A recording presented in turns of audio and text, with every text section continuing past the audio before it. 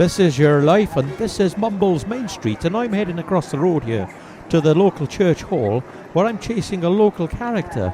He believes he's going along to watch a concert as his wife is taking him for a special celebration to celebrate his 60th birthday. But little does he know that family and friends are gathered in the hall, waiting to give him a big surprise for both his birthday.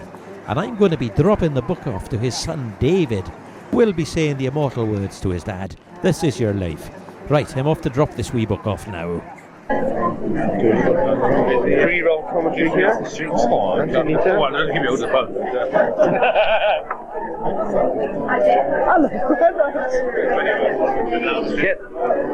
Keep an eye on everybody.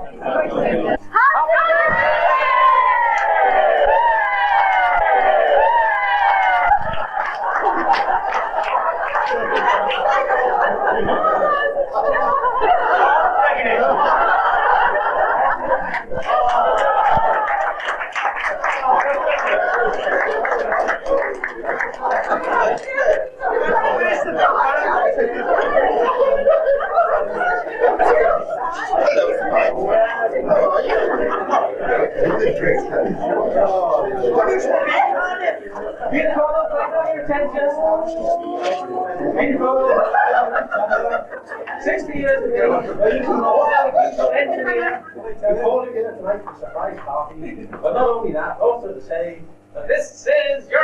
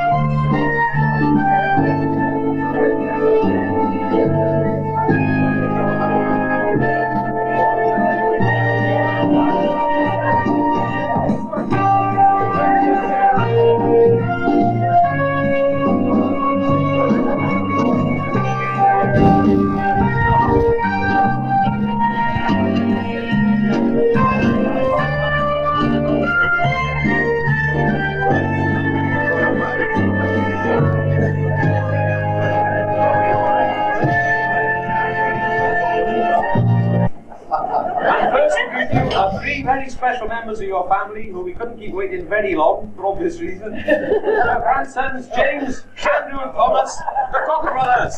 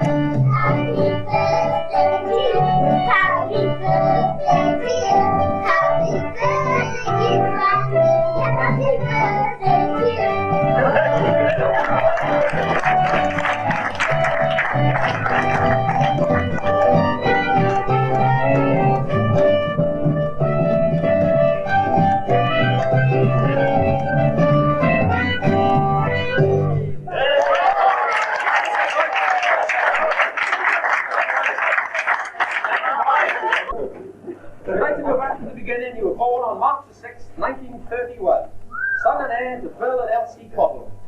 You lived with them in Swansea in a very large house on the North Dock called Bart's Yard. Also living there were your grandfather, Thomas Lane, your mother's sister, Peggy, and her husband, Len, and your mother's brother-in-law, Tom. It's a good job it was a very large house. You all got on very well there together, and the family were very interested in music and musical comedies. There were many happy musical evenings at Bart's Yard, where family and guests would take turns in playing the harmonium and singing. Then, a about 4 years after your birth, a little stranger appeared on the scene. You can't have been very pleased with me. You threw a brick at my head. Yes, it's your sister, Claire.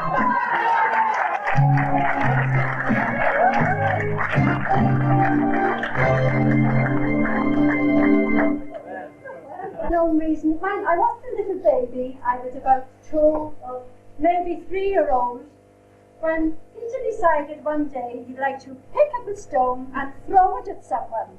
And it caught me on the back of my head. Has she still got a ball pattern? I have scars to and I might add I've never been the same since. But there we are, I'm here to tell the tale, and I have forgiven him, but don't let it happen again. Because he won't get away with it next time, I can tell. We left Swansea when I was just 4-year-old to come and live here in the Mumbles. So obviously I can't remember an awful lot about Balsiar. But I can remember my mother's homemade sweets and her jam sandwiches. Now there's a tale. And Peter had 2 little friends he used to call to play regularly with us. One was Desmond Sweeney. Now he was in on the sweets. Once he got there, he scoffed the sweets. He didn't get a look in with me. And another little friend was called Ernie Cogger. Now all I can remember of him was a face. Do you remember Ernie Cogger? Talk about it, eh? He used to come over and he'd eat the jam sandwiches and he'd go home with a face covered in jam and pockets bulging with sandwiches. But it was Pa was the highlight of our day, wasn't he? Our granddad. He used to meet us from school, take us to Raviotti's ice cream shop, and we'd have a whole halfpenny wafer each. Which, I mean, that's saying something in those days, you know. But I must say our childhood days were very lovely, very, very lovely days. We had lovely family, lovely aunties, especially Auntie Peggy, who used to spoil us like mad. And they were happy days, full of fun, and we were all very close. And we're still very happy, and we're still very close, aren't we? Yeah. Aren't we? You went to St. David's School in Rutland Street and attended St. David's Church, where your mother sang in the choir and often played the organ. Also in the choir were 2 great friends of your parents, May and Eddie Sweeney. And they had a little boy of your own age who became a great friend. Remember the homemade sweets your mother used to make you? Yes, it's an old friend from those days, still a friend, the best man at your wedding, with his wife Trina, Ben Sweeney.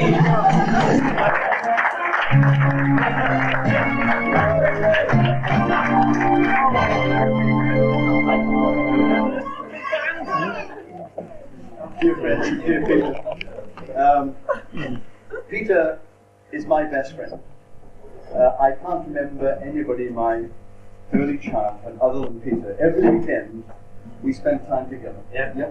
Every weekend. And of course it says in what we've heard that we spent time in church. Our parents were in the choir and Peter and I were on the altar. Sometimes I was on the right and he was on the left. Sometimes he was on the right and I was on the left. Those that know a little bit about altar serving will understand what that's all about. On a Saturday we used to sort of alternate. I'd go to Barkyard and the following Saturday Peter would come to our house. And Peter, as you know, is an extremely good musician. I can remember Peter when he was 7 years of age, playing in our house because he was a student of the foremost teacher in Swansea at the time, Corinne Williams. Yeah. And Peter was studying the piano, studying it properly, would you believe? I'm thinking no. And in our home, I can remember him at the age of 7 playing the Mozart C major sonata. Which, no. That goes back to 7, and then of course during the war we remained friends. I used to go back and forth to Thistlebourne, right, Pete? Yes. On the old Mumbles train, Tony? Yeah. Back and forth to Mumbles, up the hill to Thistlebourne. Yeah. Peter very graciously, and I was delighted to accept the nomination as his best man, and of course I served as his best man at his wedding. And then of course, this isn't generally known, I asked Peter to be my best man. And he said, I booked my holidays. And unfortunately, right, Peter? Yeah, and Sylvia. Yeah. Unfortunately, Doreen and I asked Peter to be our best man, and unfortunately he couldn't make it. But we have been very, very close. I've been godfather, involved with his children, and as I say, I consider Peter my very, very best friend. So Peter, a very happy birthday. Somebody said that we were the same age. It's not true. It's not true. I mean, Peter's 60. I'm not. Not yet. Are we still? Are we, Doreen? But this is the year. The four of us are in the same year, so we always exchange cards and whatever. So, Peter, if I might, wish you a very, very happy birthday. And could I thank you for 60 years of friendship? Thank you too.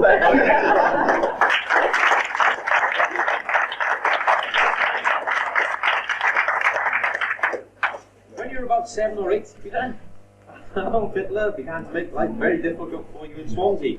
Unfortunately, we couldn't get him to that. So, you moved down to Mumbles. First of all, squashing in with your grandparents in Woodville Road. Then your father found a bungalow for you all in Thistledown, where you lived until 1948. When you came to Mumbles, you met Mum at Sunday school. Oh, is that right?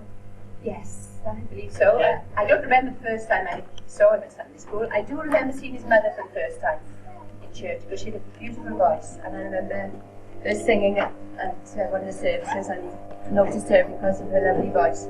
But I do remember him in Sunday school, not the first time, but he was always making us laugh in Sunday school, much to the annoyance of some of the nuns sometimes. And I think he was the clown of the class in school too, in the tech where he went. He always kept them laughing at, and I know they used to laugh at us girls from Glanmore. We used to run down for the 4:06 train, and they used to always be on it at Rutland Street, and we used to be running down to Argyle Street, and more often than not the doors would slam in our faces just as we got there, and he and all his pals would be laughing at us. They used to sit in a round seat each end of the Mumbles train and play shove halfpenny, and he was one of the first vandals on the Mumbles train. One time when they were playing shove halfpenny, the train went over the points, his satchel flew up through the window and smashed the window, didn't it? I never do that. There you are. The secrets of heaven. One of the first vandals. Thanks, Mark. You and the family became very involved in activities at Our Lady Star of the Sea, where you were an altar server. You went to the youth club and were in the CYNS football team. Penalty, offside, give the ref a pair of glasses. Get out of the way. Yes, it's a fellow member of that team, your brother-in-law, Stuart.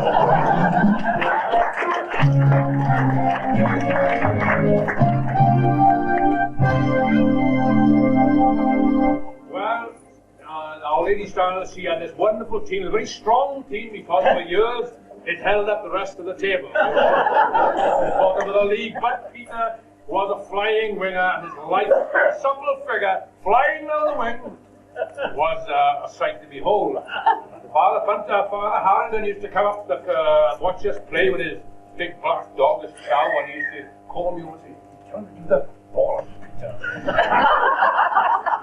But Peter's father was one of the ones who ran the thing, and he was very, very keen on the team, so keen that as the match progressed, when he was the linesman, he used to go forward and he'd end up in the penalty area. But we had some happy times, and it's some great times. And finally, one time I used to be doing a song and dance act. You'll see the photograph over there, Peter and I with our straw hats, and we were going to do a job in the Bradford Hall one night. And we were going to play football in the afternoon when he fell off his bike. He couldn't play football, but he managed to get to the job in the Brandon Hall. Anyway, all of that, Peter. Thank you, sir.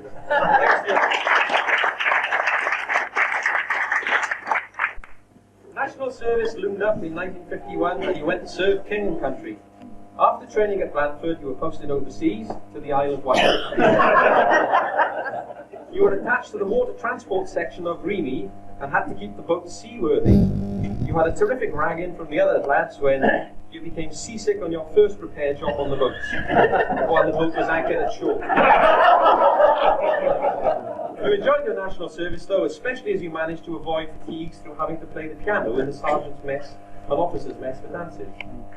When you were demobbed, you went back to your job at Express Electrical Services, where you worked for 34 years.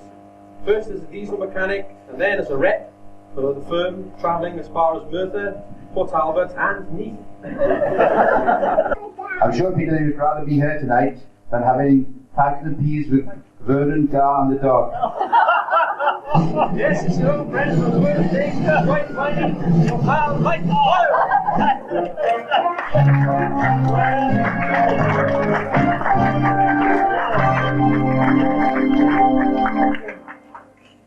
You're going to ask to come here tonight. We're going to have to think some music stories. Oh, God, don't scare But one instance I recall when you came one morning, you couldn't get Lawrence out of bed. And you asked him, what on earth are you going to do when you leave school? And he said, I'll have a job like you, Dad.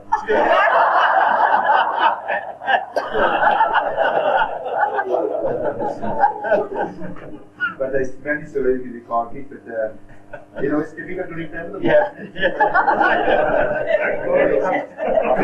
Thanks very much. Thanks, Mike.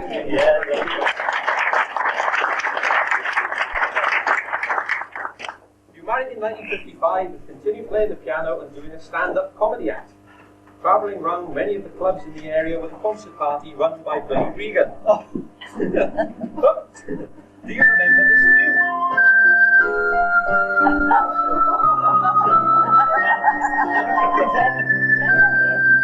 Yes, it's the haunting melody in a monastery garden, which your friend Trevor Owen used to whistle to. He would like to be here tonight, but unfortunately he had an engagement he couldn't get out of. And he said to be sure to tell you he's going to book into you next Saturday at Blind Winby Working Care. That used to strike terror into your heart when you heard those words. But the audiences were really tough. When you've had enough of the clubs, you concentrated more on dance band work, and I wonder if this little lick reminds you of something.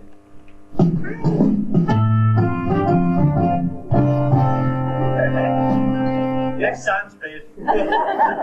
It's the riff was played by your old dance band, the Jimmy Oliver Band. See you at the Blue Orchid on Saturday night, Pete. Blue jackets, black coat.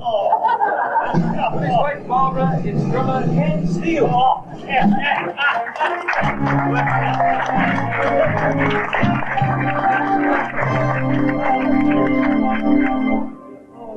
Peter and I stayed together for 20 years, a long time, and we had many amusing and frightening experiences in that time. In particular, one night we were playing in the top rank for the press corps, back in the Jeff Murphy band. Circle stage, Jeff's band came off and we came on. And just as we were coming on, they had long, high-draped net curtains which parted and rose, and suddenly I felt my bass drum going up in the air. So I shouted, Jimmy, back, the drums are going! Jimmy put down his bass, and the two frontline musicians put down their instruments and rushed round and extricated the bass drum from the net curtain. By that time it was about 18 feet. Peter Cool went on playing Is It Long? And it's an everyday occurrence. And that was typical of Peter's performance everywhere. A real professional. But Peter, it's been a pleasure to know you and to play with you for so long, and I hope you have many more happy. Yeah.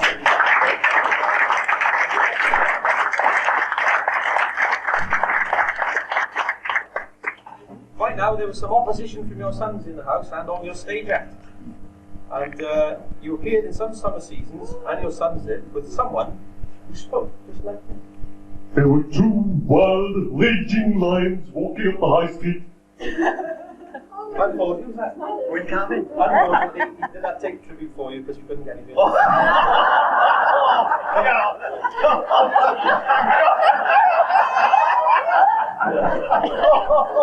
At least another lion's got it at last. What my tablets! Your daughter Rosemary joined the act when she was only 2 years old. And I'm playing the tambourine. No, I haven't seen her for at least half of 2 years.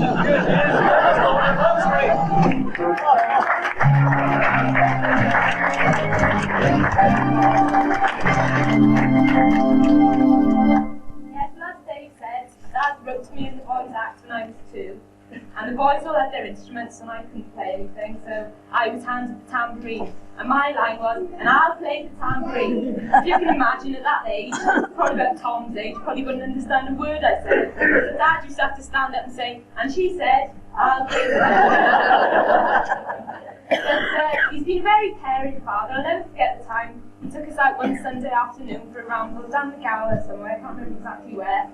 And we were all treading across the rocks now, and Dad said, now boys, Rose, watch that bit of green stuff, it's really slippery, don't tread on the green stuff. So we were all going really carefully, minding we didn't tread on it.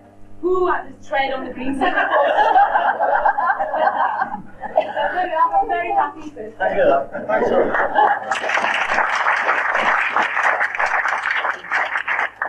Well, we've just about covered most of your life. You're still very involved now at the church, as you always have been, in fundraising, shows and organising events. There's something else you're still engaged in, as you were when you were a boy. Isn't that right, Dan? Yes. Yes. Peter is still an altar server. You can see by his white and angelic face that still an altar server. But there are a few of us. There's Jack Payne and myself. We're in our 70s. And there's Frank McCarthy, he's in his 80s. Peter's great, he carries on. He carries on and he does the job. But we're all looking forward this year now to the Altar Boys outing. And I'm told it's going to be hang gliding.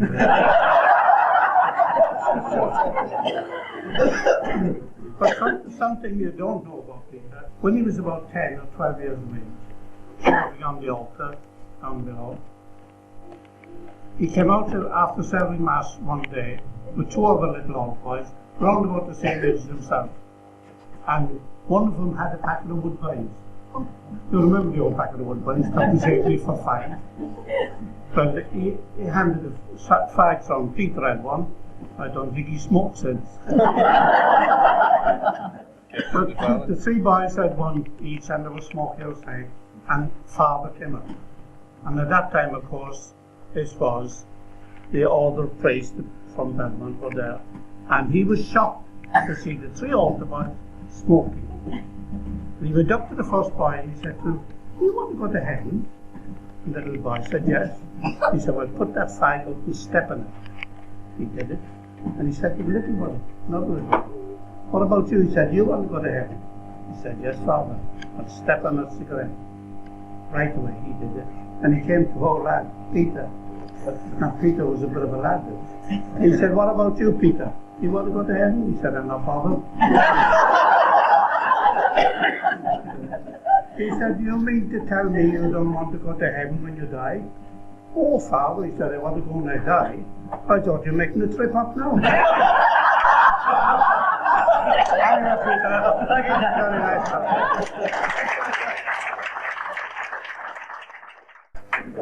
Yes, you were an altar boy at 7 in St. David's with Des.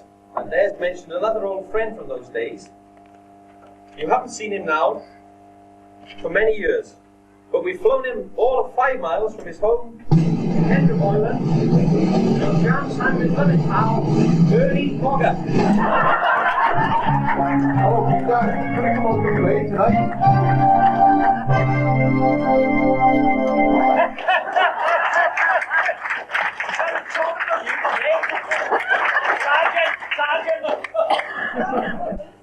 Well, Peter, you must sit down, it's going to take hours. Happy birthday.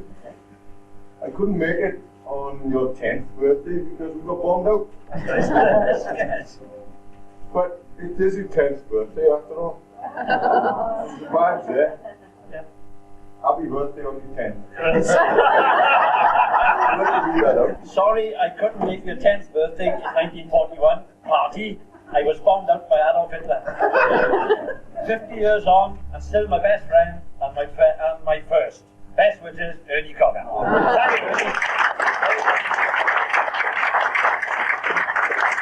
Peter, you and I have only seen each other in the last 50 years, Yeah. 3 times. Yeah. After we got bombed out, you came down to Thistleborn, Yeah. and I lost you. Right. And then you got yourself a job working for Lucas Batteries. Yeah. And being a friend, I had a cheap battery off you. Yeah.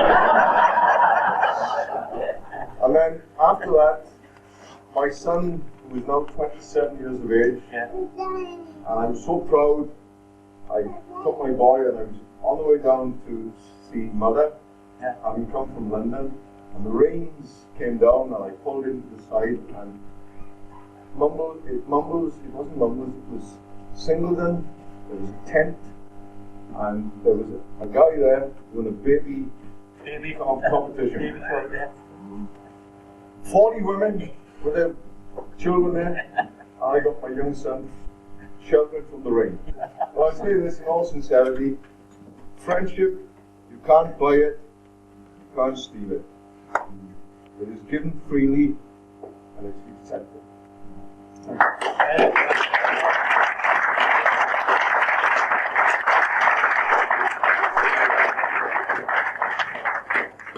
Well, Peter Cottle, this is your life. But before we bring you right up to date, we must mention one disappointment you had.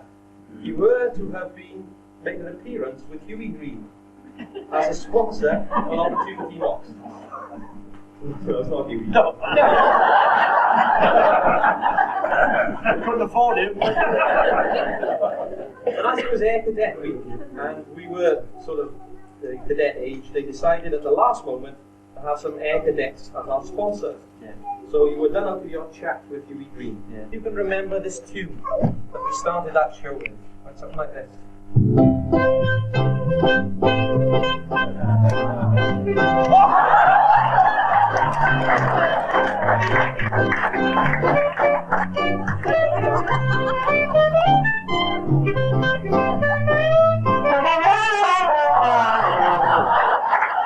What do you mean?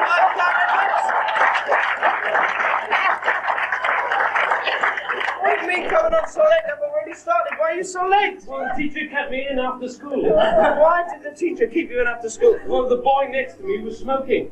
Well, how come he kept you in if the boy next to you was smoking? Because I set him on fire. You went to his wife Tracy as well. Tracy. Hey!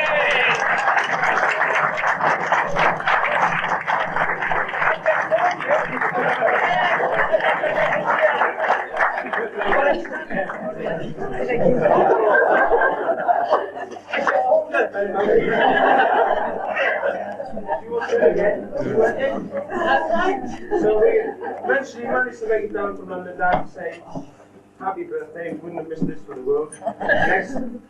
Next, our second love, I suppose, after our ever-expanding family, is the love of music, which I'm very glad, because you, the guy who actually gave us all this brilliant paper in the first place. So, what can I say? Well done, Father. Happy birthday.